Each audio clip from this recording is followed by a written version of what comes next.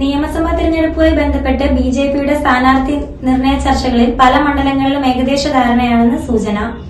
എന്നാൽ സ്ഥാനാർത്ഥി പ്രഖ്യാപനം ഉടൻ വേണ്ടെന്ന നിലപാടിലാണ് ദേശീയ നേതൃത്വം.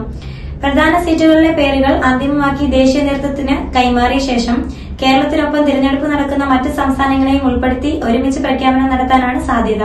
അതേസമയം സ്ഥാനാർത്ഥിത്വം ഉറപ്പായവരോട് മണ്ഡലങ്ങളിൽ പ്രവർത്തനം ശക്തമാക്കാൻ നിർദ്ദേശിച്ചിട്ടുണ്ട്. നേമത്ത് സംസ്ഥാന പ്രസിഡന്റ് രാജീവ് ചന്ദ്രശേഖർ, കഴക്കൂട്ടത്ത് വി മുരളീധരൻ, മഞ്ചേശ്വരത്ത് കെ സുരേന്ദ്രൻ, കാട്ടാക്കടയിൽ പി കെ കൃഷ്ണദാസ്, പാലായിൽ ഷോൺ ജോർജ്, തിരുവല്ലയിൽ അനൂപ് ആന്റണി എന്നിവർ സജീവമായിട്ടുണ്ട്. വട്ടിയൂർക്കാവിൽ ആർ ശ്രീലേഖയുടെ സ്ഥാനാർത്ഥിത്വം ദേശീയ നേതൃത്വം പരിഗണിക്കുന്നതായും സൂചനയുണ്ട്. തിരുവനന്തപുരം മണ്ഡലത്തിൽ കരമന ജയനും ചെങ്കൽ രാജശേഖരൻ നായരും പരിഗണനയിലുണ്ട്. ചെങ്ങന്നൂരിൽ സന്ധി വചസ്പതിക്കും ആറന്മുളയിൽ കുമ്മനം രാജശേഖരനും സാധ്യത ഉയർന്നിട്ടുണ്ട്. ശോഭാ സുരേന്ദ്രന് കായംകുളം അല്ലെങ്കിൽ പാലക്കാട് മണ്ഡലം നൽകാനാണ് ചർച്ചകൾ പുരോഗമിക്കുന്നത്. കാസർകോട്ട് എം.എൽ. അശ്വിനിയെയും ആറ്റിങ്ങലിൽ പി സുധീറിനെയും മത്സരിപ്പിക്കാനുള്ള നീക്കവും നടക്കുന്നു. എറണാകുളം ജില്ലയിൽ തൃപ്പൂണിത്തുറയിലും ആലുവയിലും BJP നേരിട്ട് മത്സരിക്കും. ജില്ലയിലെ ചില സീറ്റുകൾ 2020 വിട്ടു നൽകാനുള്ള സാധ്യതയും പരിശോധിക്കുന്നുണ്ട്.